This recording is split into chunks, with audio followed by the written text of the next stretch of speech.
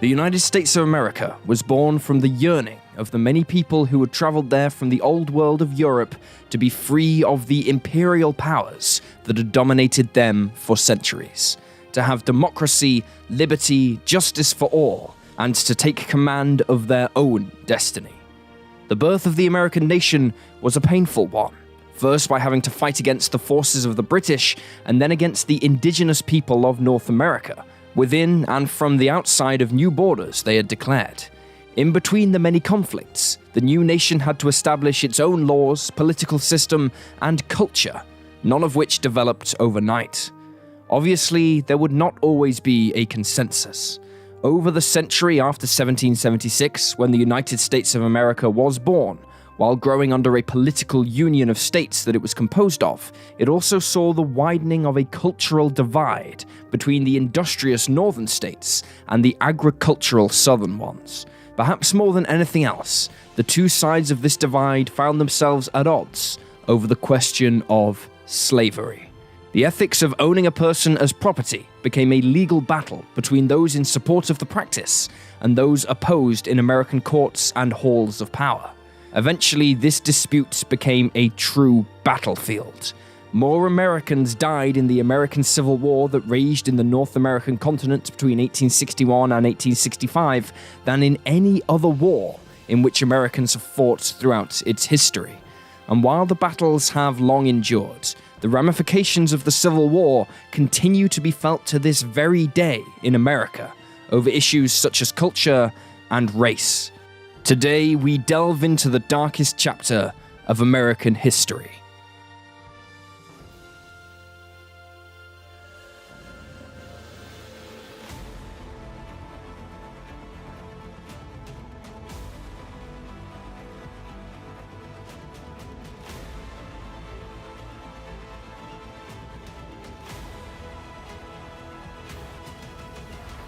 Welcome to Wars of the World.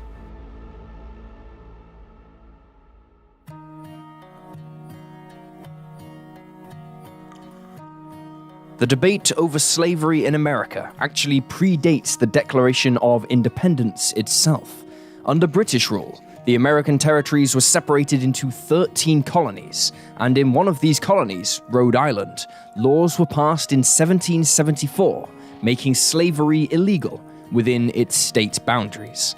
However, while many sympathized with the call for the abolition of slavery after 1776, slaves were still a major factor in the economies of many states, particularly in the South, where the main export was tobacco, and the use of slaves to harvest tobacco was seen as simply part of the natural order of things. That would change after April 1793, when American inventor Eli Whitney built the first cotton gin, a machine that quickly and easily separated cotton fibers from their seeds, enabling much greater productivity than previous manual cotton separation could achieve. Few could have known that Whitney's invention would have such an impact on the course of history beyond the production of cotton-based goods. In many ways, it was a somewhat humble spark that would eventually ignite the Civil War. Thanks to the cotton gin, the cotton trade grew exponentially in profitability, creating many fortunes for the landowners engaged in the trade, particularly in the South. American cotton became highly sought after, not just in their own country, but across the world, especially in the lucrative British market, making it a key American export, and port cities such as New Orleans in Louisiana and Charleston in South Carolina became major trading hubs, growing in size and wealth. A major factor in achieving this profitability was the use of slaves acquired from Africa to work the cotton fields. However, in the northernmost states, the economy was being fueled more by the advances made in industrialization and manufacturing. Like the cotton fields in the South, northern industry required large numbers of people to power it, but instead of importing slaves, the manpower was acquired through large numbers of immigrants, particularly from places such as Ireland, where a large percentage of the population felt enslaved by the British Crown. Consequently, as the immigrant population in the North grew on the dream of freedom, their calls for the abolition of all forms of slavery continued to grow. Meanwhile, America itself was growing by absorbing territory to the west. On April 30th, 1803, the The vast expanse of land stretching from the Gulf of Mexico to the Pacific was acquired by the United States from France for over $11 million, in what history now remembers as the Louisiana Purchase. This presented a problem regarding whether or not these new territories would utilize slaves like the South, or be so-called free states, such as in the North. On January 1st, 1808, the abolitionist movement won a key victory when the US federal government banned the import of fresh slaves from Africa. Consequently, in the northern states, slavery was slowly phased out, but for the southern states, this was unthinkable, and the ban on further imports of fresh slaves threatened to curtail their cotton industry, which was still expanding and relied heavily on slavery. The need for new slaves in the South would see a surge in the international trade of slaves in America between the North and South. The growing abolition of slavery also reinforced the cultural separation between the two sides of the debate, something that was exacerbated by the number of immigrants now in the North, leading many white Southern families who cherished their history in the birth of their nation to consider themselves the more American states. As new states were formed after the Louisiana Purchase, a delicate political balance between the North and South was maintained by admitting both slave and free states to the Union. However, the North had a significantly higher population than the South, many of whom wished to abolish slavery across the entire of the United States, and thus the North came to dominate the political landscape within the House of Representatives. Feeling threatened by this, the South sought to redress the balance in 1819, as Maine and Missouri petitioned for admission to the Union. The status of slaves in these would-be states became the topic of much debate and would likely affect future states joining the Union as the US expanded westward. After much deliberation, it was decided that Missouri would be admitted as a slave state and Maine as a free state, thus maintaining the political balance between the two sides of the debate. It was known as the Missouri Compromise, and it outlined that in the future, states north of Missouri and the 3630 latitude line would be admitted only if they had abolished slavery. While the compromise was precisely that, many observers at the time noted that the subject of slavery had divided the nation, and there appeared no long-term solution that would satisfy either side, particularly as Southern cotton exports were still growing, as were their profits. Meanwhile, tensions with America's southern neighbor of Mexico, whose borders were significantly larger than they are today, encompassing the current American states of Texas and California, began to rise. In 1836, Texas broke away from Mexico, declaring itself an independent republic. But this resulted in both the Mexicans and Americans expressing ambitions of absorbing the new country into their own nations. In 1843, US President John Tyler decided to pursue a policy of annexing Texas as part of his bid for re-election. Officially, this was to outmaneuver suspected diplomatic efforts by the British government for the freeing of slaves in Texas, which would, he said, undermine slavery in the United States. Tyler's diplomats undertook secret negotiations with the Texas government in Houston, securing a treaty of annexation in April of 1844. When the documents were submitted to the US Senate for ratification, the details of the terms of the annexation became public, and the question of acquiring Texas took center stage in the presidential election of 1844, which was won by James K. Polk. Polk was a strong supporter for the annexation, and it was under his presidency on February 19, 1846, that Texas became the 28th state, although this sparked the 2-year-long Mexican-American War. This war was a watershed in American history. Firstly, it helped solidify America as a true military power on the North American continent. And secondly, the acquisition of formerly Mexican territory reinforced the prevailing idea of America's manifest destiny. This was a widely held belief by the people of the United States that its population were destined by God to expand across the North American continent, bringing law, order, American institutions, and Christianity to the vast frontier.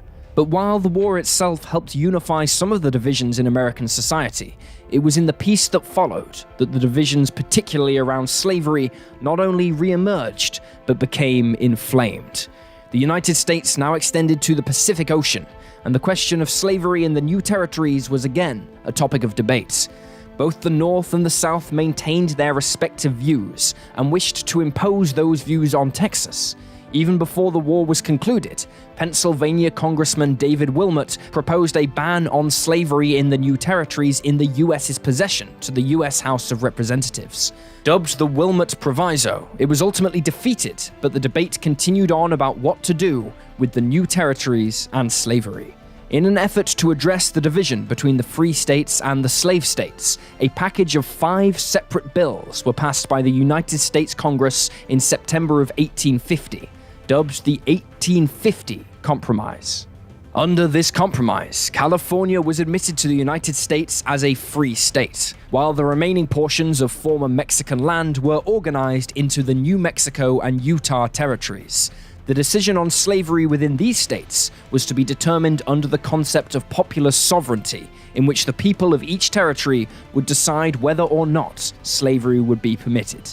The compromise also included the Fugitive Slave Act, which prevented the U.S. Congress from interfering in the slave trade between states and enabled Southern slave owners to take free black people from the North and transport them south. If this did not anger the abolitionists in the North enough, the act also made it a criminal act for those in the North to aid slaves in escaping their Southern masters. The Compromise of 1850, while it appeared to settle the dispute in the halls of power, would only further inflame the North abolitionists, who now felt they were being forced into aiding slavery in the South. The debate would come to a head when on January 4th, 1854, Democrat Stephen A. Douglas introduced a bill to organize the territory of Nebraska in order to bring the area under civil control and allow him to build a transcontinental railroad through the territory. However, Southern senators objected to this because the region lay north of the latitude 3630, stipulated in the Missouri Compromise of 1820, meaning Nebraska would become a free state, which threatened to upset the political balance between the free and slave states in favor of the former. Therefore, to gain the Southern senators' support, Douglas proposed creating 2 territories in the area, named Nebraska and Kansas, and repealing the Missouri Compromise line. As for the question of slavery, it was decided to, once again, leave it up to the people who would actually live there to decide under the policy of popular sovereignty, it being presumed that the more northern territory, Nebraska, would oppose slavery, while the southern state of Kansas would permit it, thus maintaining the balance. Unfortunately, some of the more aggressive elements of both sides of the debate wished to make sure that Kansas would adopt their way of thinking, and flooded into the new territory to shore up their side's numbers and influence the final vote. Opposing factions were formed, and inevitably this led to violence. In late 1855, well over 1,000 people from the slave state of Missouri crossed the border into Kansas and attacked the abolitionist town of Lawrence, which was eventually looted by them a few months later. In response to these attacks, one of the more radical abolitionists, a man named John Brown, arranged the murder of 5 supposedly pro-slavery settlers along Pottawatomie Creek. There then followed some 4 months of violence between small armed groups across eastern Kansas, including a small force raised by John Brown, built on the reputation of his attack on the 5 settlers. This period became known as Bleeding Kansas, and by the end of 1856, federal troops had to be called in to restore order before the people of Kansas voted to become a free state. But violence continued for years afterwards, albeit more sporadically than in 1856. Blood had been shed over the debate for slavery, and for extremists like John Brown, there was no turning back. The supporters of abolition were dealt a blow a year later, in 1857, with the case of Dred Scott, a slave whose legal owner took him to the free state of Illinois and then to the free territory of Wisconsin. Scott argued, therefore, that being in these areas where slavery was abolished, he was now free himself. The Supreme Court was convened with 9 judges tasked to come to a judgment on the case. However, 6 of them were in favor of slavery, and as a result, the court decided that black people were not citizens under the U.S. Constitution, which was drafted in 1787. This decision enraged the abolitionists.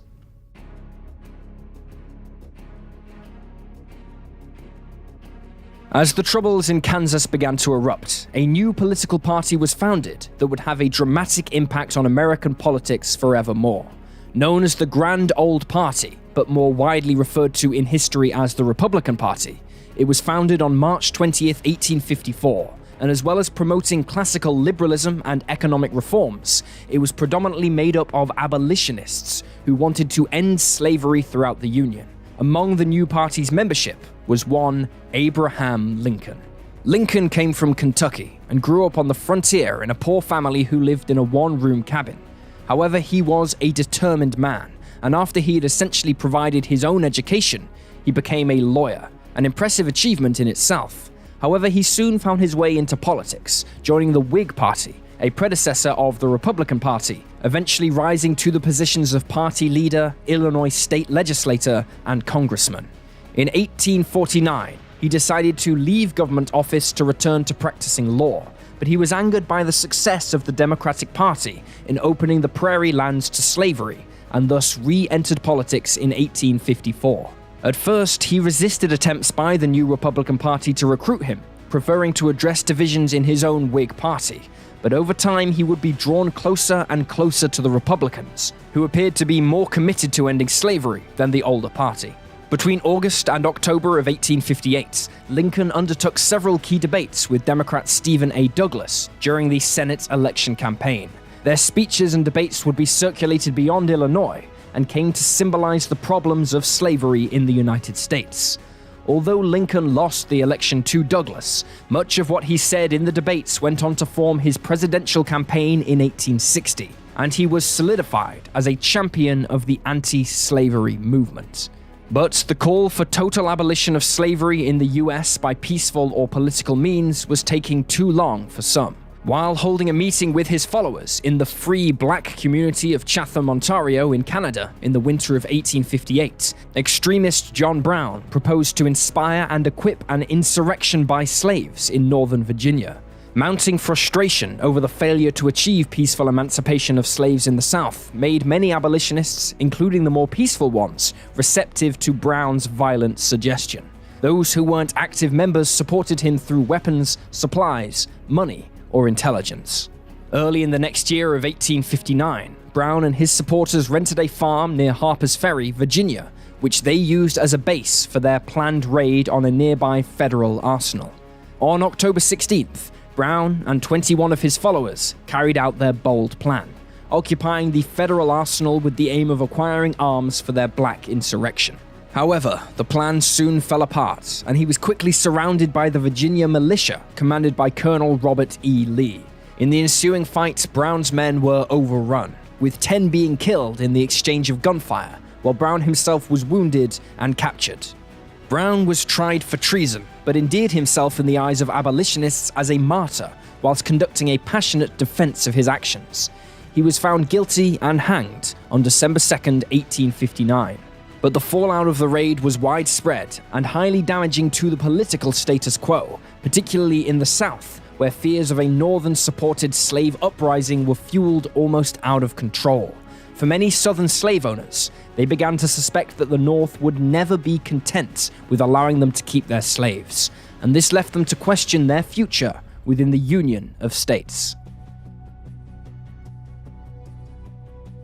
In 1860, the people of the United States were getting ready to go to the polls, but behind the usual pompous exterior of a presidential campaign, the many states that made up the Union were more divided than ever, with the Democratic Party itself being split along northern and southern lines after all the recent troubles concerning slavery. Into this mix, the brash new Republican Party put forward Abraham Lincoln as their candidate for president. On election day, Lincoln won just under 40% of the vote, but significantly he won a majority in the Electoral College, with 180 electoral votes, sweeping the North, as well as the Pacific Coast states of California and Oregon. His victory would rattle the pro-slavery South, because Lincoln was seen as something of a headpiece of the American abolitionist movement at the time. However, Lincoln knew he could not simply make slavery illegal, given how delicate the Union had become over the matter, and so pledged not to interfere in the practice in the South in an effort to appease them. It was not to be. The election of Lincoln further alienated the South, where he hadn't won a single vote, and on December 17, 1860, a convention was held in South Carolina, which was the richest state in the Union, to repeal the state's ratification of the Constitution of the United States. In doing so, on December 20th, South Carolina left the United States of America. South Carolina's secession had a domino effect on other southern states, who felt similarly threatened by the Republican Party presidency, and within weeks, several other southern states would follow suit. Mississippi seceded on January 9, 1861, followed by Florida on January 10th, and Alabama the next day. Georgia seceded on January 19th, while Louisiana would join the breakaway states on January 26th. On February 4th, representatives of these seceded states met in Montgomery, Alabama, and formed a provisional government of their own. They called their new political alliance the Confederate States of America, and as well as adopting their own flag, a few days later they selected Jefferson Davis as president. Texas would be the last state to join the Confederacy, breaking away from the Union on February 23rd, the second time the state had been absorbed by a neighboring power in just 16 years. President Lincoln had barely got into office, and yet he was facing the biggest crisis in U.S. history. Hoping to settle the crisis peaceably, in his inauguration as President of the United States on March 4, 1861, he said, "Apprehension seems to exist among the people of the southern states that by the accession of a Republican administration, their property and their peace and personal security are to be endangered. There has never been any reasonable cause for such apprehension. Indeed, the most ample evidence to the contrary has all the while existed and been open to their inspection. It is found in nearly all the published speeches of him who now addresses you. I do but quote from one of those speeches when I declare that I have no purpose, directly or indirectly, to interfere with the institution of slavery in the states where it exists. I believe I have no lawful right to do so, and I have no inclination to do so." Unfortunately, by this time, the situation had spiraled far out of control. At Fort Sumter, an incomplete sea fort located on an island in South Carolina's Charleston Harbor, U.S. troops who occupied the fort had been in a standoff with local militia since the state seceded from the Union. When President Lincoln announced he planned to resupply the men at the fort, Confederate General P.G.T. Beauregard ordered his men to bombard the fort on April 12, 1861. After a 34-hour exchange of artillery fire between the two sides, U.S. Army Major Robert Anderson, who was in command at the fort along with 86 of his men, surrendered. The American Civil War had begun.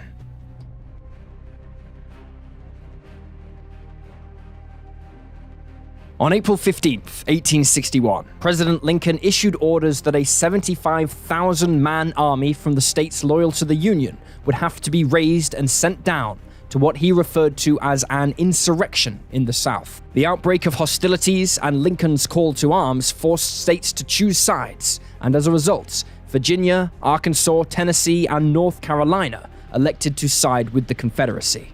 Despite the Confederacy swelling with the addition of these states, they had several major disadvantages fighting in a prolonged war with the Union. Firstly, the Union had a significantly higher population than the Confederacy. In 1861, the Confederacy was comprised of around 9.5 million people, but this figure included some 3.5 million slaves. To put this into a modern-day perspective, the population of New York City alone was 8.5 million, but the Confederate forces had to protect over 770,000 square miles of land, even before the final 4 states joined after the war began. By contrast, the Union had a population in the region of 18.5 million, and would muster a force which peaked at 2.2 million soldiers, compared to the Confederacy's approximately 1 million troops. If this were not problematic enough for the Confederacy, the more industrious Union possessed thousands of miles more railroad track, meaning the Union could redeploy troops and keep them supplied much faster. The outbreak of hostilities also severely damaged their cotton industry, since not only were many workers called away to fight, but Lincoln had ordered that the Union Navy blockade major Confederate ports. Finally, Confederate President Jefferson Davis often found it difficult to maintain unity amongst the member states of his Confederacy. They had, after all, left the Union to maintain their individual rights, and so there was a prevailing feeling amongst them that the needs of their own states came first, whatever they may be. Thus, as the two sides marched upon one another for the first big battle of the American Civil War, there were many who felt it would be mere months before a Union victory, or at least some agreed upon peace. With Virginia, Arkansas, Tennessee, and North Carolina siding with the Confederacy, on May 3rd, President Lincoln expanded the Union Army yet again with a call for an additional 43,000 volunteers. On May 24th, Union forces crossed the Potomac River and occupied Arlington Heights in Virginia, which was the home of former U.S. Army Colonel Robert E. Lee, who had commanded the force that captured James Brown at Harper's Ferry and was now one of the Confederate Army's first generals. On the same day, Union troops occupied the nearby town of Alexandria. While there, Union Colonel Elmer Ellsworth, commander of the 11th New York Infantry and a close personal friend of President Lincoln, went to remove a large Confederate flag from the Marshall House, an inn run by a devoted secessionist, James W. Jackson. Jackson opened fire on Ellsworth as the Union officer descended some stairs from the roof, having taken down the flag, hitting him in the chest. One of Ellsworth's men fired back at Jackson, hitting him in the face and killing him, but it was too late for Ellsworth, who died from his injuries, and in doing so became the first Union officer killed in the Civil War. Both men effectively became martyrs for their respective causes, with Ellsworth's body lying in state at the White House before his burial. Over a week later, on June 3rd, the Confederate and Union armies would clash for the first time, when early in the morning after a grueling march through a rainstorm, two columns of Union forces under the command of Colonel Kelly and Colonel Dumont, with a total of 3,000 men, attacked 800 poorly armed Confederate recruits under the command of Colonel George Posserfield at Philippa, Virginia. After a brief exchange of fire, the Confederate troops withdrew. The battle fueled further protests in the western part of Virginia against secession, and a few days later in Wheeling, the Wheeling Convention nullified the Virginia Ordinance of Secession and named Francis H. Pierpont governor as the first governor of the state of West Virginia, accepted as the 35th state of the Union 2 years later on January 20th, 1863. In the wake of this success, the people of the North felt assured of a quick victory. President Lincoln instructed Brigadier General Irvin McDowell to mount an offensive that would decisively defeat the Confederates and open the way to Richmond, leading to the capture of the city before the next Confederate Congress was due to meet there, believing this would bring the war to a quick end. The offensive would center around an attack on more than 20,000 Confederate troops under the command of General P.G.T. Beauregard, camped near Manassas Junction, Virginia, approximately 25 miles from Washington, D.C., along a little river known as Bull Run. On Sunday, July 21st, 1861, the two armies met in the first major land battle of the American Civil War, now remembered as the First Battle of Bull Run. The battle began when 35,000 Union troops marched from the federal capital in Washington, D.C., and attacked the smaller Confederate force. However, the Union attack was poorly conducted and was unable to destroy the Confederates as had been anticipated. To compound problems for the Union, Confederate reinforcements under Brigadier General Joseph E. Johnston arrived by railroad, while a brigade of Virginians under Brigadier General Thomas J. Jackson proved so immovable that Jackson would forever after be known famously by the nickname Stonewall. After fighting defensive actions for most of the day, the rebels organized themselves and were able to break the Union's right flank, which sent the Union troops into a disorganized retreat back towards Washington. This Confederate victory was a terrifying blow for the Union, particularly for the people in Washington, D.C., who feared that Confederate troops would capture the city. Their confidence before the battle was shattered, and there was a scramble to erect defenses around the city. It also made everyone realize that the Civil War was not going to be the short affair many had anticipated. Confederate and Union forces were also preparing for the next major engagement, this time taking place in Missouri. A Union army under the command of General Nathaniel Lyon attacked a Confederate force, which included state militia southwest of the city of Springfield in the Battle of Wilson's Creek. After a day of brutal fighting, the Union forces were compelled to retreat, but not before Lyon was killed, becoming the first Union general to die in the war. According to a Union witness, Lyon was killed by a soldier named John Morgan, who shot the general with an old-fashioned horse pistol after Lyon hurled a rock at him when he refused to surrender. Like so many already, Lyon became yet another martyr. The Union would enjoy victory again, however, on August 28th, when their naval forces attacked the newly completed Forts Clark and Hatteras in Cape Hatteras, North Carolina. 880 Union men from the 9th and 10th New York Volunteers sailed in small boats and landed on the shore under the cover of night. The Confederates abandoned Fort Clark for Hatteras to await reinforcements, after which they could retake the fort, but they never arrived, and after a heavy bombardment by Union warships in which over 3,000 shells were fired in 3 hours, the Confederates surrendered. It was the start of the Union campaign to close Confederate ports and strangle their vital cotton trade.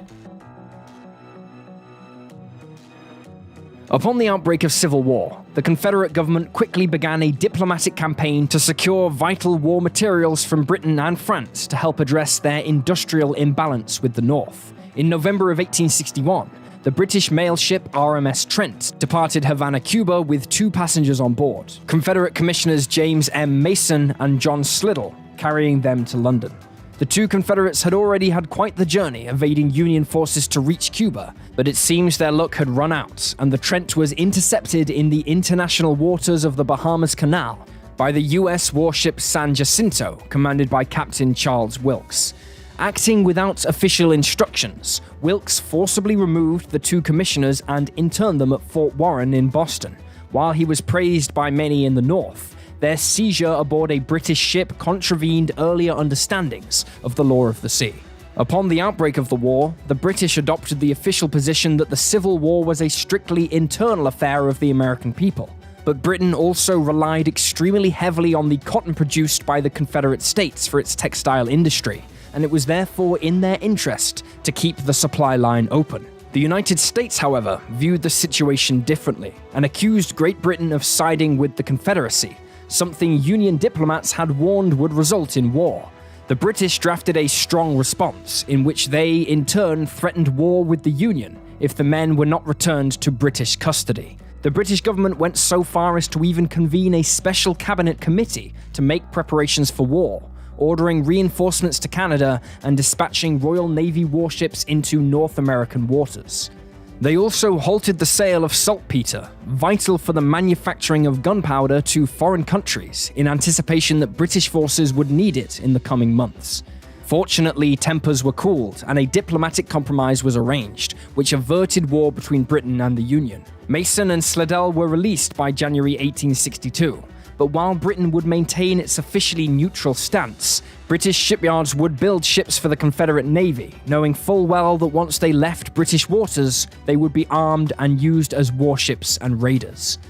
Back on land, on October 21, 1861, around 1,700 Union troops met an equal number of Confederates at the Battle of Ball's Bluff in Virginia. Union Colonel Edward D. Baker, a senator from Oregon and another friend of President Lincoln, led troops across the Potomac River, but were subsequently forced back to the river's edge, whereupon Baker was killed. In the evening, Confederate reinforcements arrived, forcing the Union to withdraw back across the river, an effort in which many Union soldiers drowned in the icy waters.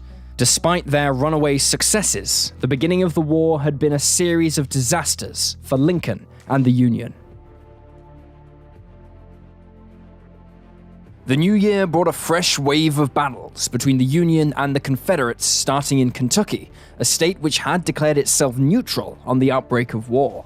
However, the Confederate Army disregarded their declaration, sending troops into the state on September 3, 1861, prompting the Union to send troops in, under the command of Brigadier General Ulysses S. Grant.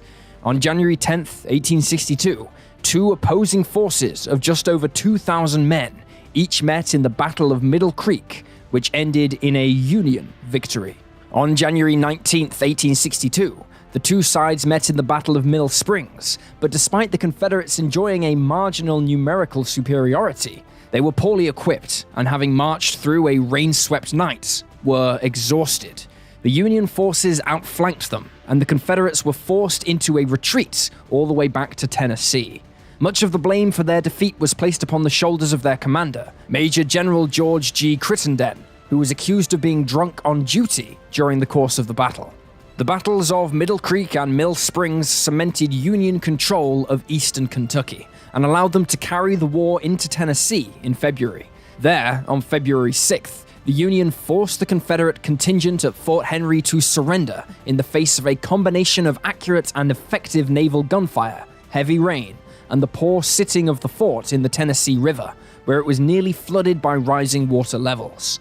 The surrender of the fort opened the Tennessee River to Union vessels south of the Alabama border. In the wake of the battle, between February 6th and February 12th, the Union conducted a number of raids using ironclad boats to destroy Confederate shipping and railroad bridges along the river. On February 16th, General Ulysses S. Grant's forces would capture another major fort along the river, Fort Donelson. Upon the walls, he would famously etch the words, "Fort Donelson will hereafter be marked in capitals on the maps of our united country." Against this apparent reversal of fortunes compared to the opening rounds of the war, the Confederate States of America inaugurated Jefferson Davis as their president on February 22, 1862. More successes for the Union would follow the next month. On March 7, 1862, over 23,000 soldiers fought at Pea Ridge in Missouri, which would prove to be the most pivotal battle of the war west of the Mississippi River. Union forces, led by Brigadier General Samuel R. Curtis, marched south from central Missouri, driving Confederate forces into northwestern Arkansas. The Confederates counterattacked, hoping to recapture northern Arkansas and Missouri, but Curtis held off the attack on the first day, then on the next, forced them into a retreat, despite the Confederates enjoying numerical superiority. The victory secured the state for the Union and allowed them to challenge Confederate forces in Arkansas. While fighting on land resembled countless battles fought decades before and from across the world, at sea and along North American rivers, the warships used by the Union and Confederacy were in the midst of a major technological revolution. While sail was still the primary means of propulsion, it was quickly being backed up by steam engines, which would be used to keep a ship mobile even if the masts had been shot away, which would have disabled sail-only ships. Steam power also meant that ships could now leave their harbors without having to wait for a favorable wind. Just as revolutionary was the addition of new armor and armaments on vessels. In the 1820s, navies had begun to adopt cannons that fired explosive shells rather than the traditional cannonball. The damage these would inflict on wooden vessels was immense, prompting navies the world over to begin cladding their ships in iron armor, birthing the term ironclad. The French used ironclad floating gun batteries to great effect during the Crimean War, where they absorbed a considerable amount of punishment while silencing Russian shore guns, and in 1856, the French launched the first ironclad warship, the Glory. The US had begun work on an ironclad warship in 1854, but the work was constantly delayed. After the Confederate States seceded, they began work on converting the former USS Merrimack to an ironclad and renaming it the CSS Virginia. The Union feared the damage this ship could do, and so they quickly finished work on their ship and christened it the USS Monitor as a counter to the Virginia. The Monitor didn't look like any other ship around at the time, having a hull that didn't extend very far out the water, making the deck very wet in poor weather. The most prominent feature of the Monitor was that it housed its main armament, a pair of 280mm guns, in a rotating turret, which afforded it a wide firing arc compared to the old fixed weapons traditionally used on warships. Finally completed, the USS Monitor was ready to enter the fray, and on March 8, 1862, at the Battle of Hampton Roads in Virginia, the crew of the Union ironclad learned that its Confederate counterpart had engaged a Union blockade, sinking 2 Union ships and forcing another, the USS Minnesota, to run aground. The next day, the Virginia returned to finish the job, but to the Confederates' surprise, the USS Monitor appeared and put itself between the Virginia and the grounded Minnesota.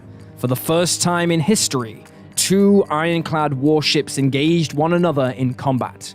During the course of the battle, Monitor's turrets became damaged, forcing the crew to simply keep it turning and firing whenever it came to bear on the Virginia. After 2 hours of battle, both vessels had taken fire that would have sunk any ship 10 years before. Still, the fighting had taken its toll, with Monitor briefly becoming disabled, while the captain of the Virginia was forced to concede that he had no weapons with which to sink the Union ironclad. Both sides then withdrew to make repairs. The battle between the ironclads was a significant first in the annals of naval history, but it was not the last, and efforts were underway in the Confederate States to unleash a whole new and potentially world-beating weapon to the fray. Meanwhile, the war at sea continued, with both sides making efforts to disrupt the other's commercial shipping in an effort to damage their economies, either by blockading their ports or hunting them down with armed warships.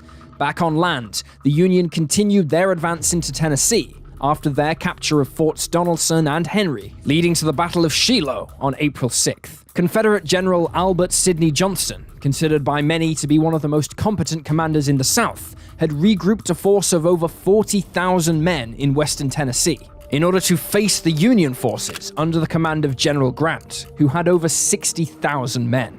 On the first day of the battle, Johnston was killed, leading a charge against Grant's forces. He was hit by a bullet behind his right knee, which has led many to believe that since he was leading a charge against the enemy, he must have sustained it as a result of one of his own men accidentally striking him as they fired on the Union forces.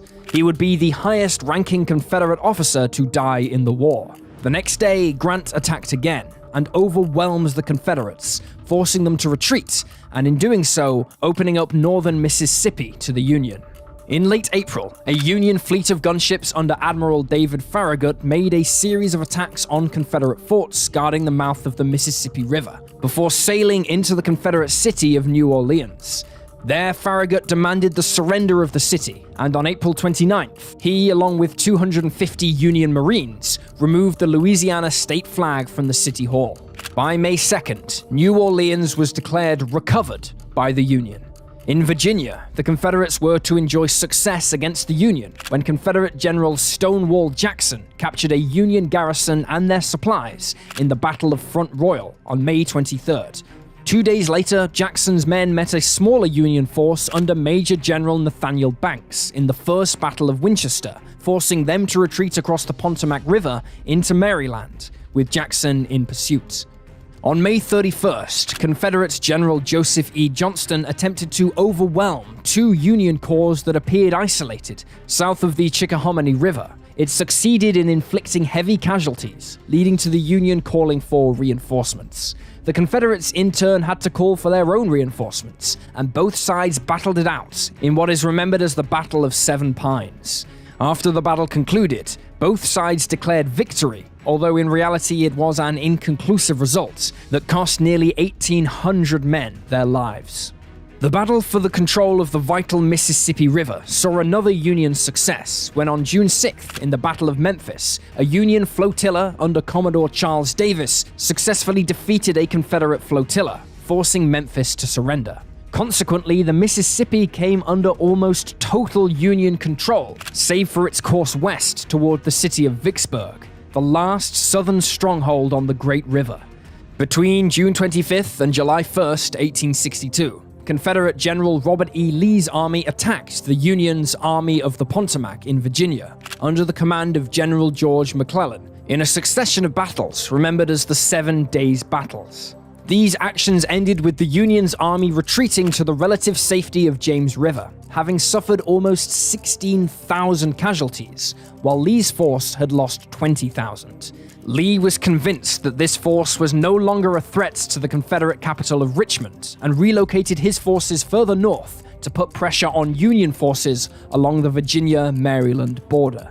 Back on the Mississippi River, Union Admiral Farragut carried out attacks on shore batteries defending Vicksburg, Mississippi, but with little success, and the arrival of a single makeshift Confederate ironclad forced his flotilla of 38 ships to withdraw. On July 17th, the Union forces who were fighting for the freedom of slaves in America finally approved the enrollment of black troops to take up arms as a part of Union militias.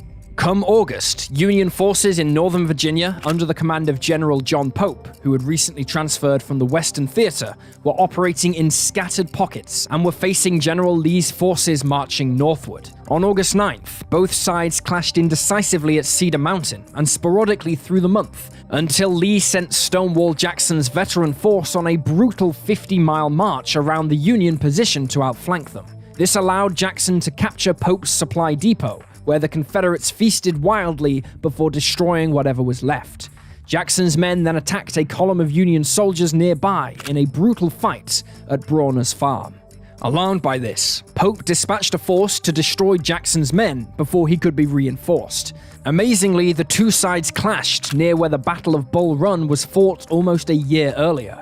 Over 2 days, the opposing units fought one another, but unfortunately for the Union troops, Jackson's men managed to hold them off long enough for reinforcements to outflank the Northerners. Under cover of darkness, the defeated Union army withdrew across Bull Run towards the safety of Washington and its defenses. This Confederate victory opened the way for the South's first invasion of the North.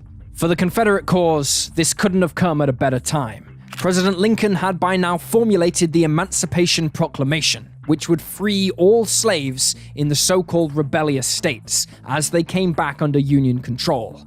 It only needed to be enacted. However, Lincoln's advisors now warned him against enacting it in the wake of Lee's victory. Even more problematic for the president was an upcoming midterm election, and he needed a reversal of fortune soon to secure his position and enforce the proclamation. Aware of all of this, Lee put forward Special Order 191 on September 9th, which outlined his plan to attack Union forces in Maryland and Northern Virginia by splitting his force in two. However, 2 Union soldiers stumbled across a sealed copy of these orders and handed them to their commander, who passed it on to General McClellan. Aware of Lee's plan, McClellan's forces gave the Confederates stiff resistance on September 14th at Sharpsburg, prompting Lee to order his forces to regroup at nearby Antietam Creek. What followed was a bloodbath. The Union troops attacked Lee's left flank after a heavy fog had lifted in the morning. The Confederates, tired and hungry, put up a valiant fight, but were subdued, with 15,000 casualties sustained by both sides in just 8 hours. By nightfall, that number had risen to 23,000, with 3,650 dead, making it the bloodiest day in the Civil War so far. And the next day, Lee ordered his bloodied Confederates to withdraw south, back to Virginia, expecting McClellan to follow. However, McClellan remained in Maryland, much to the disappointment of Lincoln, who felt that the general had missed an opportunity to strike a crucial blow against the Confederates.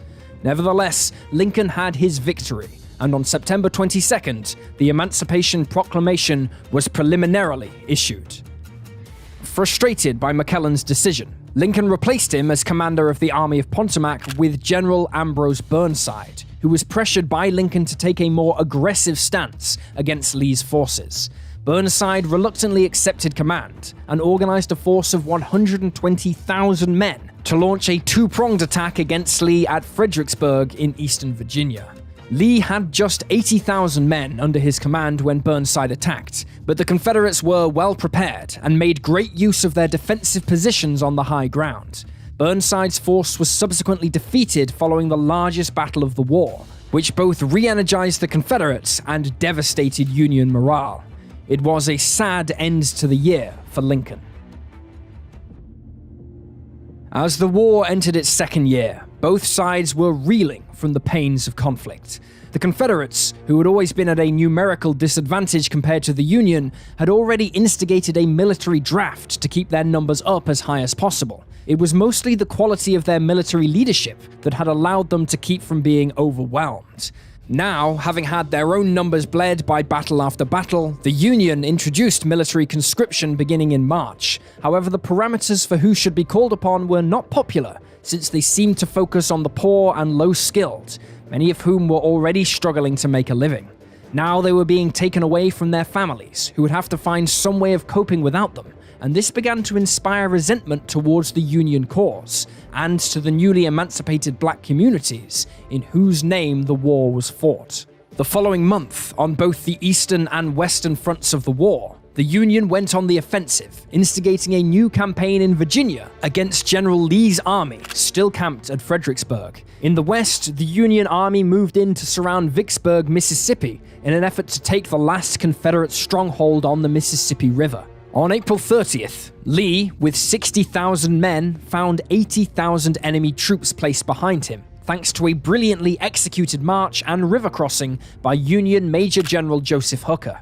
Hooker proclaimed that Lee could either ingloriously fly or give battle on our ground, but it would be Hooker who would ultimately cost the Union their victory. He had been unnerved by a series of sharp counterattacks delivered by the Confederate rear guard, and squandered his advantage by halting to erect defenses against them, despite his superiority in numbers. Lee, alongside Stonewall Jackson, thus had time to plan and execute their own flanking maneuver over the following days. By May 6th, Hooker was forced to retreat, having lost 17,278 casualties to Lee's 12,826. It was a hollow victory for the Confederates, however, as during the fighting, Jackson was killed by Confederate troops, who mistook him and his party for a Union force. Lee wasted no time in taking advantage of his victory, and rallied his men to charge north into Pennsylvania, but he also knew that his force was in a poor state. Food, ammunition, and horses to transport his army were all in short supply, and he counted on capturing what he needed from the enemy as he advanced. Becoming aware of Lee's advance, General Hooker sent a cavalry raid back across the river to attack the Confederates at Brandy Station. The Confederates put up a stiff resistance, and the Union cavalry split up to attack from two separate sides, but through excellent reallocation of his men, Confederate General J.E.B. Stuart was able to fend off the Union cavalry, who retreated later in the day. Almost a week later, at the Battle of Second Winchester, Confederate troops under General Richard Ewell defeated General Robert Milroy's Union forces, securing the Shenandoah Valley. Over the coming month, the Confederates passed through York and reached the bridge over the Susquehanna River at Columbia, only to find that Union militia had burned it, seriously slowing their advance. In Washington, D.C., there were fears that the Confederates would eventually reach the city, and so Lincoln, having once again lost faith in one of his commanders, this time General Hooker, replaced him with Major General George Gordon Meade. Meade immediately raised a force to pursue Lee's army, which was now in Pennsylvania and approaching the town of Gettysburg. Upon arriving, the Confederates found that a small Union force had already arrived, and these were quickly driven into retreat on July 1st. However, now it was the Confederates who failed to capitalize on this early gain and didn't pursue them, allowing them to merge with Union reinforcements and strengthen their defensive line over Cemetery Hill. The next day, Lee ordered an attack on the Union troops who were entrenching themselves before him. However, the attack was poorly organized, and the Confederate troops were hours late in engaging the enemy. The Confederates did make some progress, but were halted by nightfall after some particularly brutal fighting. The next day, the Union counterattacked, while Lee, who had wrongly believed his forces were on the verge of defeating the Union, ignored advice from his subordinates and ordered an attack across an open field, which he believed would secure him victory. The Union troops were instead well-equipped, dug in, and protected by stone walls, and they cut down the Confederate men. Realizing his mistake, Lee quickly scrambled to reorganize his men into a defensive line. He anticipated a Union attack the next day, on July 4th, but alas, one never came, and under the cover of darkness and heavy rainfall, he ordered his men to withdraw. Union casualties in the battle numbered 23,000, while the Confederates had lost some 28,000 men, more than a third of Lee's army. In terms of war dead, Gettysburg was the bloodiest battle of the entire Civil War. As if things were not bad enough for the Confederates, as Lee withdrew from Gettysburg, the Union forces under General Ulysses S. Grant accepted the surrender of the Confederate garrison at Vicksburg, thus securing the Mississippi River for the Union and denying a vital supply line for the Confederate states in the West. Such defeats meant that any hopes of the Confederacy receiving foreign recognition were dashed, and once again, there was a feeling in the air that the Confederacy would eventually fall to the Union. A week after Vicksburg fell, Union naval and land forces attacked Confederate defenses near Charleston, South Carolina. Among the Union troops committed to capturing the city was the 54th Massachusetts Colored Infantry, the first African-American regiment of volunteers to see combat. The regiment's first battlefield action took place in a skirmish with Confederate troops on James Island, South Carolina on July 16th, during which the regiment stopped a Confederate assault. Their arrival was the source of curiosity and hope for the local black community, but sadly this milestone would be marred by violence in New York City. A series of riots broke out over the parameters of the draft and the war itself, with violence being committed against black churches and their congregations over the course of 3 days. On July 18th, the 54th helped lead an assault on Battery Wagner, but at the cost of their commander, Colonel Robert Gould Shaw, who was killed and then buried with the dead of his regiment. In contrast to the battles and modern military methods that typified the fighting in the Civil War, the fighting along the Kansas-Missouri border more often took the form of a bloody and brutal guerrilla style of warfare. For many involved, it was the chance to renew the fighting that occurred during the Kansas Bleeds affair, and even get some revenge. Passions often overwhelmed the fighters, and this was typified by the bloodbath that occurred in Lawrence, Kansas on August 21st, 1863. Around 450 Confederate soldiers, under the command of William Clark Quantrill, attacked a Union encampment on the outskirts of the town, forcing them to carry out a disorderly retreat that would see their ranks split into two. One group of Union soldiers, mostly black volunteers, fled to a nearby river and attempted to cross it before the Confederate fighters could pursue. However, witnesses amongst Quantrill's men said later that none made it across. The other Union soldiers retreated into the town. Quantrill followed and ordered his men to shoot any Union troops or sympathizers they came across, but to leave the women and children. Lawrence was not just any town, however. It had been the scene of a brutal sacking during the Kansas Bleeds affair, and was the home of a Union senator, General James Lane.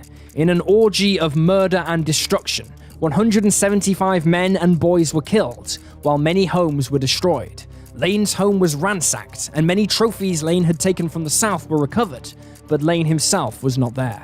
This massacre outraged the Union, and Lane felt it personally. He took revenge, destroying homes belonging to Southern men, and often killing their male owners. East of Kansas, in Tennessee, Union forces captured Knoxville, and the vital railroad city of Chattanooga, through which some 50% of Confederate weaponry passed, which put them in a position to strike south into Georgia. Aware of this, the Confederates tried to contain them there by laying siege to the city and its occupation force. Grant eventually assumed command there and organized a campaign to relieve the besieged city. On November 23rd, he led Union troops to reinforce the city and then strike at the Confederate lines, breaking them and routing the Southern troops. Along with Gettysburg, it was a key victory that began to turn the war in the Union's favor. While the siege was still underway, in Virginia, General Lee attempted to flank General Meade and force him into battle. However, this failed and resulted in a skirmish at Bristow Station on October 14th. Late the next month, Meade's Army of the Potomac marched against Lee's army south of the Rapidan River. Lee quickly responded by establishing a line of defenses along the banks of Mine Run Creek, and after several days of probing these new defenses, Meade withdrew north of the Rapidan to go into his winter quarters, more or less ending large military engagements in the state for the rest of the year. Confederate troops under General James Longstreet instead laid siege to the city of Knoxville, held by Union forces under General Ambrose Burnside, beginning on November 27th. Longstreet then attacked on November 30th, but was repulsed, sustaining heavy losses in the process. Union reinforcements arrived at the beginning of December, forcing him to withdraw to Greenville, where his army spent the winter. As the year came to a close, President Lincoln issued a controversial proclamation that any Confederate soldiers who agreed to stop fighting and pledge allegiance to the Union would be pardoned. He hoped that it would inspire mass defections from the South and speed the end of the war. But despite all their setbacks, the Confederacy was far from finished. The arrival of the new year brought with it to Lincoln the prospect of elections near the end of the year. The country may have been embroiled in a bitter civil war, but democracy had not been suspended. While the conflict had appeared to turn in the Union's favor, the Confederacy continued to raid Union shipping, often using subversive methods to do so, and this was damaging the Union economy. Lincoln needed good news from the war to keep morale up and prevent frustrations being vented at him and his party for him to have any chance of a successful election campaign. Fortunately, he did not have to wait long for an inspiring story to arrive, for on February 9th, after weeks of digging an escape tunnel, 109 Union officers held prisoner at the notorious Libby prison made their bid for freedom in what would prove the largest and most sensational escape of the war. The Confederates launched a massive manhunt for the escapees, eventually recapturing 48 of them and returning them to their incarceration. 2 escapees would later drown, fleeing their pursuers, but 59 were able to make their way back to Union lines.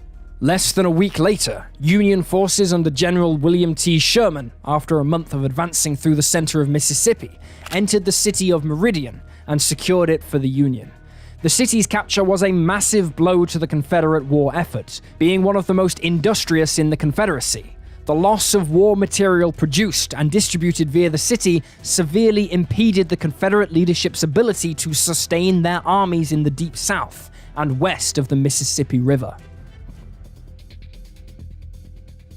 On February 17, 1864, the USS Housatonic, a 1,200-ton Union warship, was enforcing a blockade against Charleston in South Carolina when lookouts spotted a strange object partially submerged under the water's surface, approaching the side of their ship at around 8:45 p.m.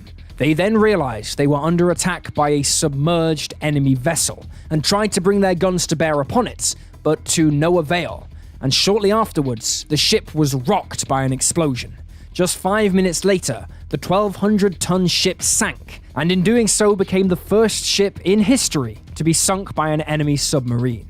The submarine involved was the H.L. Hunley, built in Alabama, and was the latest in a series of US and subsequently Confederate efforts to produce a reliable submarine. The bravery of the submarine's commander, Lieutenant George E. Dixon, and his 7-man crew on board cannot be overstated, for the Confederacy had lost 21 men in previous tests of the submarine, during which it sank repeatedly and had to be raised and repaired to continue the program.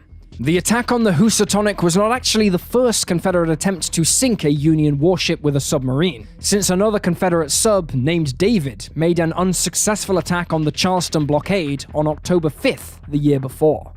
But while their courage was rewarded with a successful attack, Dixon and his men would not return to their base, with the wreck of H.L. Hunley being discovered near the wreck of the Housatonic upon the war's conclusion. It would take many decades for submarine warfare to be perfected to the lethal and efficient levels of the First and Second World War, but it all began here with the H.L. Hunley and the Housatonic.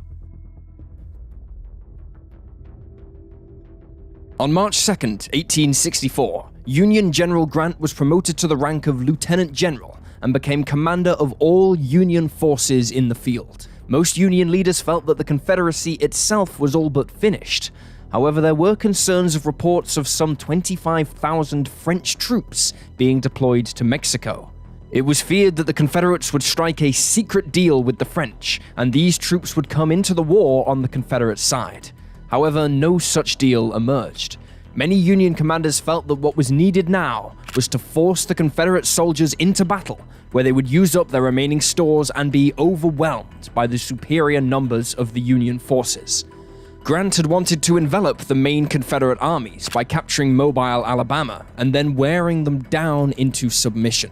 However, Union General-in-Chief Henry W. Halleck instead proposed a military campaign along the Red River involving both Army and Navy units. The campaign had 4 objectives. Firstly, to destroy the Confederate Army, commanded by General Taylor. Secondly, to capture Shreveport in Louisiana and secure the Red River to the north, allowing the Union to occupy East Texas. Thirdly, to confiscate as much as 100,000 bales of cotton from the plantations along the Red River, further damaging the Confederate economy. Finally, the Union forces would then organize pro-Union state governments in captured regions. The campaign began on March 10th, when a combined force comprised of both Army and Navy units advanced along the river through Louisiana. On March 14th, they captured Fort DeRussy, where they seized the Confederates' only large-caliber guns in the area. The Navy, meanwhile, broke through a giant raft placed across the river to block their advance, and faced with both these events, Confederate General Taylor retreated, effectively handing over South and Central Louisiana to the Union. However, in the following days, the Union force began to lose its cohesion, with some units arriving late to their designated areas, leading to tempers sometimes flaring amongst the commanders. Commanding the Union Army was Major General Nathaniel P. Banks, who was ambitious and well-connected, which is what mainly afforded his rank, since prior to the war, he had no formal military training. In 1864, he had his sights set firmly on challenging Lincoln for presidency, and a major military victory would go a long way towards achieving that goal. Through the rest of March, the Union continued their advance, pursuing Taylor's retreating forces. On April 8th, Taylor decided it was time to make a stand and chose Mansfield as the place where he would confront Banks. Taylor concentrated his forces at Sabine Crossroads, aware that reinforcements were nearby, while Banks' own force had yet to fully assemble. Reportedly, many of the Confederate reinforcements were prisoners from Texas, paroled in order to shore up Taylor's numbers. In the subsequent battle, Banks' front line collapsed, and the Confederates now found themselves pursuing the Union back before Banks' men organized a new defensive line and managed to stall them. On the river, the Union Navy under Rear Admiral David Dixon Porter also retreated upon learning of Banks' retreat, fearing his fleet would have no support on land. Commanders within the Union forces were finding themselves repeatedly at odds with one another through a combination of frustration and ego, and this severely inhibited their ability to function cohesively. This was an obstacle shared by both sides, since Taylor was equally frustrated by the lack of support from another Confederate general, namely Kirby Smith. Meanwhile, Porter's fleet became blocked by a series of dams along the river, which focused his and Banks' attention as they tried to break through. After an almost bloodless battle on May 16th at Mansura, the two sides fought again at the Yellow Bayou on May 18th. The Union forces attacked the Confederates, hoping to block their pursuit. The Union troops succeeded in turning back the Confederates, only to have them again counterattack. Both sides advanced and retreated several times until the area around them caught fire, forcing a cessation of hostilities. The battle marks an end of the Red River Campaign, but it did buy the Union time to organize a retreat rather than lose an entire army. For Banks, it marked an end to his military career, and the stigma of the defeat would hang over him as he tried to recover his political aspirations. Elsewhere, the Confederates enjoyed additional successes, including the capture of Fort Pillow in Tennessee on April 12th. Confederate cavalry under Nathan Bedford Forrest attacked and overwhelmed the Union garrison base there, among which were a number of black volunteers. The Confederate soldiers proceeded to murder every one of them, even though they had surrendered. By May of 1864, Confederate General Lee had established a formidable series of defenses along his side of the Rapidan River in Virginia, aimed at holding back Grant's forces on the opposite side, which were double Lee's strength. Grant devised a major campaign against Lee's forces that would have three main objectives. First, Grant's forces would cross the Rapidan downriver from Lee's defenses, and then turn onto the Confederate position. In conjunction with this attack, another Union army, commanded by Major General Benjamin F. Butler, was to advance up the James River to capture the Confederate capital of Richmond and surround Lee's position.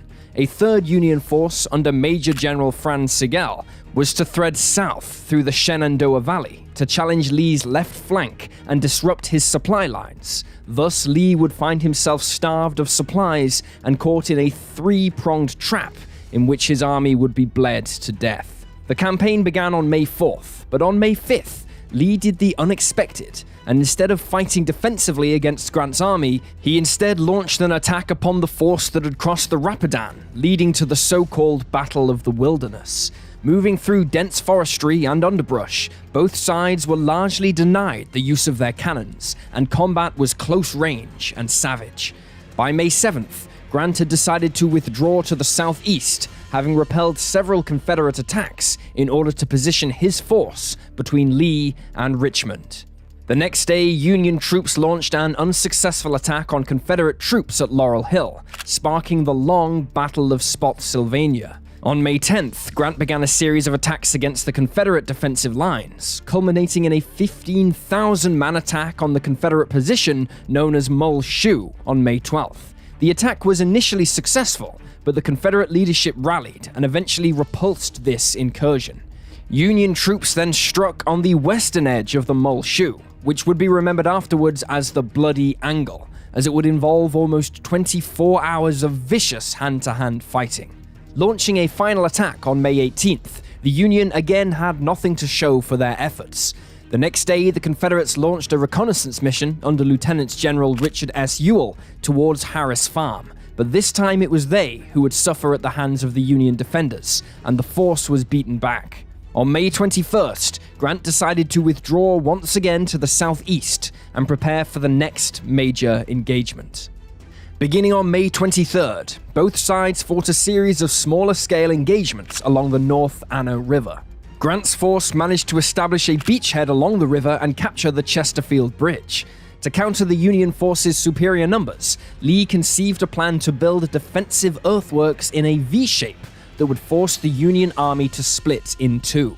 The plan appeared to be working initially, but unfortunately, the Confederates were unable to make the most of this advantage, because Lee was struck with an intestinal illness that incapacitated him, damaging the Confederate leadership's ability to function effectively. The subsequent battle was indecisive, and Grant relocated yet again, this time towards Cold Harbor.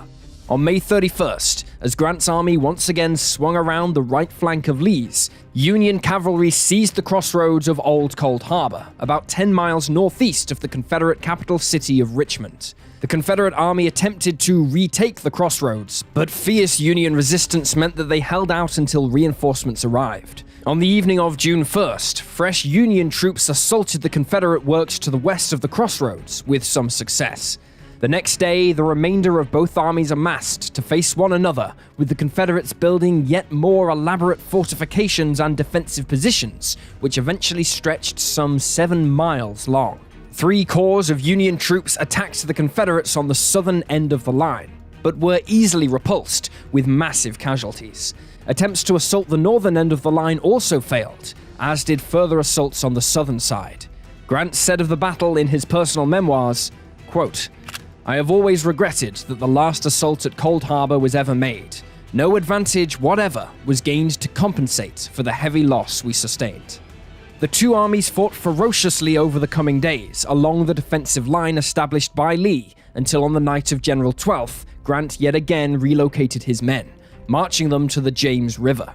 It was an impressive defensive victory for Lee, but in a cruel twist, despite his victories against Grant in the Overland Campaign, his own losses were so proportionally high compared to the Union's that the campaign was something of a defeat for the Confederacy. After the inconclusive Battle of St. Mary's Church on June 24th, Lee found himself falling back to the city of Petersburg, a vital supporting city to Richmond, which the Confederate general knew could not fall into Union hands. There, Lee again constructed an extremely intricate series of defenses, including trenches aimed at keeping Grant's forces out of the city limits.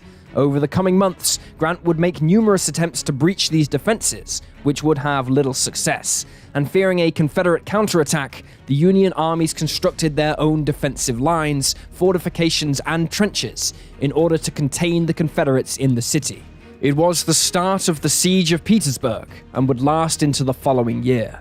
The nature of the often static trench warfare provided something of a dark omen of what was to come half a century later in Europe.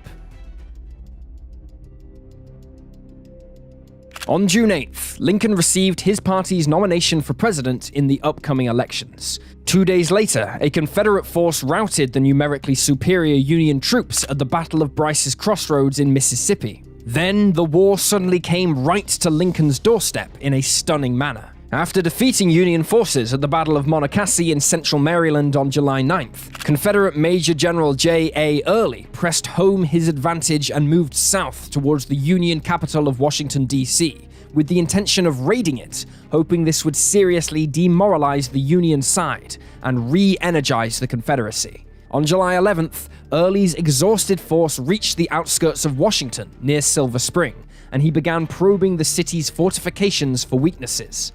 At the time, the city was mainly defended by militia composed of old men, and even soldiers recovering from wounds sustained in the battle. But during the night, Union reinforcements from Grant's army besieging Petersburg were hurriedly redeployed in troop transports to bolster the city's defenses. On July 12th, Early attacked Fort Stevens, one of the positions in the Union defensive line north of the city, but his men were rebuffed by Grant's newly arrived veteran troops. In the afternoon, the Union troops counterattacked and drove the Confederate raiders back from their positions in front of Fort Stevens, an action personally observed by Lincoln, who watched from the forts and came under direct fire from a Confederate sniper. Realizing he had lost his window to take the city following the arrival of Grant's men, Early withdrew to the Potomac. He is reported to have told one of his staff officers afterwards, "We didn't take Washington, but we scared Abe Lincoln like hell." As Lee and Grant fought in Virginia, the Union was also undertaking another campaign to the south with the objective of capturing the city of Atlanta in Georgia. Union Major General William Sherman invaded Georgia from the vicinity of Chattanooga, Tennessee, and forced a retreat of Confederate forces in May of 1864. Sherman's forces pursued the Confederates, who put up a fierce fight trying to hold back the Union troops throughout the summer in a series of skirmishes and battles. However, Union forces pressed on, and on September 1st, the Confederate troops stationed at Atlanta under General John Hood were forced to abandon the city, allowing Sherman to march in and take it over. It was another devastating blow to the Confederates, who now fought the Union troops defending their prize through until November, when Sherman undertook his famous March to the Sea on November 15th. Before the Union troops left Atlanta, however, Sherman had them destroy any piece of industry within the city that contributed to the Confederate war effort. After leaving Atlanta, Sherman and roughly 60,000 of his soldiers headed towards Savannah, Georgia, with the intention of frightening the state's civilian population into abandoning the Confederate cause.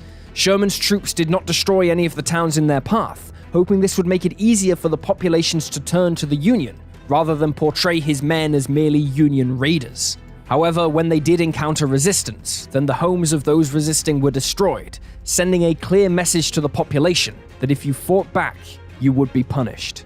On December 10th, Sherman's army arrived at Savannah, completing the March to the Sea, having only encountered sporadic pockets of militia to oppose them.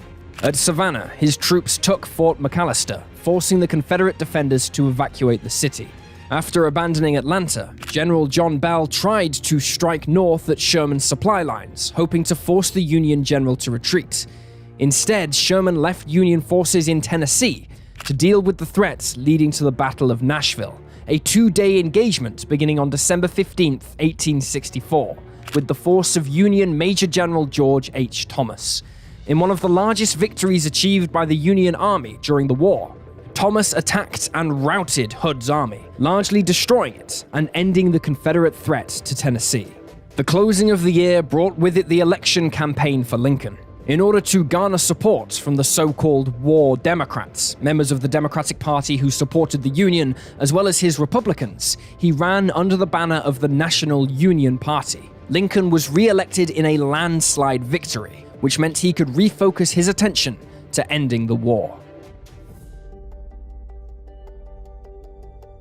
Few would deny that the Confederate will to resist was still alive at the start of 1865, but the strategic and logistical situation they found themselves in implied eventual defeat. On January 15th, Union forces assaulted and captured Fort Fisher in North Carolina at the mouth of the Cape Fear River. This closed the Confederates' river access to Wilmington, North Carolina, the last southern seaport on the East Coast that was being used by blockade runners and commercial shipping. Union troops eventually subdued the port on February 22nd. On February 1st, Sherman's army left Savannah to march through the Carolinas, this time pillaging supplies and burning settlements as they went, before capturing Columbia on February 17th. On March 4th, 1865, Lincoln delivered his second inaugural address as president, in which, as well as outlining his hopes for a swift victory, he also expressed his hopes for repairing the damage done and reuniting the nation. Quote, "With malice towards none, with charity for all, with firmness in the right, as God gives us to see the right, let us strive on to finish the work we are in, to bind up the nation's wounds, to care for him who shall have borne the battle, and for his widow and his orphan, to do all which may achieve and cherish a just and lasting peace among ourselves and with all nations." Meanwhile, Sherman's force continued their charge across North Carolina, occupying Fayetteville on March 11th before turning northward until March 16th, where they met and engaged with Confederate troops. After a day of combat, the Confederates withdrew during the night, having succeeded in their aim of slowing the Union force down. 3 days later, Sherman's forces encountered the entrenched defenses of Confederate General Johnston's army, who put up a bitter fight until both sides dug in to face one another. The next day, Sherman sent reinforcements to the battlefield, expecting Johnston to withdraw, but while the Confederate general held firm, only minor, sporadic fighting would take place until the third day, where the Union troops outflanked their Confederate opponents and attacked them from the rear. The Confederates were able to repel the attack, but realizing that long-term his position was untenable, Johnston elected to withdraw from the battlefield in the night. Back in Virginia, the siege of Petersburg went on. Hoping to tip the balance back in his favor, Confederate General Lee concocted a plan to attack the Union garrison at Fort Stedman, a key point in the siege line around the city. Dubbed by many as Lee's last great offensive, the Confederate forces succeeded in capturing the fort, but could not hold it for more than a few hours, and by the end of the day they had retreated back to the city, with the strategic situation unchanged by their efforts. On March 31st, the situation in the city, and by association the Confederate capital at Richmond, was made all the more desperate when Union forces defeated the Confederates on the White Oak Road west of the city, threatening to destabilize their entire flank. Lee therefore sent a force to hold the vital crossroad at Five Forks, but they didn't have enough time to construct effective defenses when the Union attacked on April 1st, and the Confederates were soundly defeated. Feeling the noose close in around him, the next day, on April 2nd, Lee gave the order to abandon both Petersburg and the Confederate capital of Richmond. Confederate President Jefferson Davis and his cabinet quickly relocated to Danville, and less than 2 days later, Lincoln was given a tour of Davis's office in Richmond. Lee took what was left of his army and marched towards Johnston's army, hoping to join up with him, but on April 6th, a third of this surviving force was cornered along the banks of Sailor's Creek and annihilated. Lee pressed on with his remaining men, but hopes of reaching Johnston's army were dashed when on April 9th they found their route blocked by Union cavalry at the Appomattox courthouse. Lee launched a swift attack, believing that the Union force consisted entirely of lightly armed cavalry, who could be cut down and allow him and his men to escape. However, this was not the case, and he soon found himself confronted with large numbers of Union infantry. Lee knew his situation was hopeless, and after making his last stand for the Confederate States of America, he was left with no choice but to surrender to Union General Ulysses S. Grant. President Lincoln would not have long to bask in the glory of this success. On April 14th, he was assassinated by actor and Confederate sympathizer John Wilkes Booth at Ford's Theater in Washington, D.C. He was succeeded by Andrew Johnson, who would preside over the end of the Civil War. On the same day Lincoln was shot, Fort Sumter in South Carolina, the place where the first official shots of the war were fired, was reoccupied by Union troops.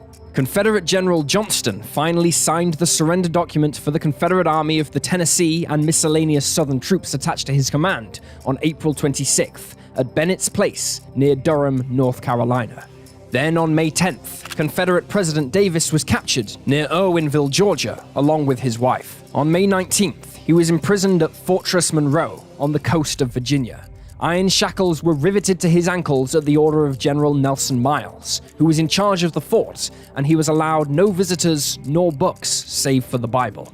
By now, the Confederacy ceased to exist as an entity, but skirmishes continued. At Palmetto Ranch in Texas, Union and Confederate forces had been observing an unofficial truce since the beginning of 1865, but Union Colonel Theodore H. Barrett, commanding an all-black unit, suddenly ordered an attack on a Confederate camp near Fort Brown for unknown reasons on May 12th. Barrett had yet to see combat, and some have suspected the attack was part of a last-ditch effort to win himself glory before the war ended. The Union attackers captured a few prisoners, but the following day they were repulsed by Confederate Colonel John Salmon Ford, and somewhat ironically, the last battle of the Civil War resulted in a Union defeat. This Confederate success was thanks largely to the use of their heavy cannons, which many suspected came from the French army over the border in Mexico. In this battle, Union Private John J. Williams of the 34th Indiana Infantry Regiment is credited as being the last man killed in this engagement, and therefore the last man killed in the war. On May 26, 1865, with the formal surrender of the last Confederate Army, the Civil War officially ended. However, in a caveat to the story of the American Civil War, news of the surrender didn't reach everyone for quite some time after. In fact, warships of both sides operating in Europe, South America, and off the Canadian coast wouldn't hear of the end of the war for sometimes weeks afterwards. A month after the official end of the war, a group of whaling ships operating in the Barents Sea were stunned to find themselves under attack by a Confederate raider, the CSS Shenandoah. The whaling crews tried to convince the Confederate captain, James Waddell, that the war was over, even producing a newspaper telling of Lee's surrender. Waddell refused to believe that the Confederacy was gone, but later, after encountering other ships, it became clear this was the case. Waddell then sailed his ship down the west coast of the Americas and around Cape Horn, and then back up the Atlantic to Liverpool in England, a journey some 3 months long. The ship sailed up the River Mersey on November 6th with its Confederate flag flying proudly for the curious British onlookers to see, before Waddell surrendered to the captain of the British warship HMS Dungal. Her flag was the last sovereign Confederate flag to be officially furled, while the Shenandoah itself was credited for having fired the last shot of the Civil War, across the bow of a whaler, weeks after the war was over. Unlike when two countries go to war, the peace after a civil war is far more delicate to maintain, as both belligerents have to return to a shared existence under the same government. For the loser, this is an especially difficult thing to do, and many former Confederate soldiers found themselves on the wrong side of the law in the reunified United States. Perhaps most notably, this included Frank and Jesse James, who went on the run after being implicated in carrying out a number of atrocities, along with William Quantrill, who raided Lawrence in Kansas.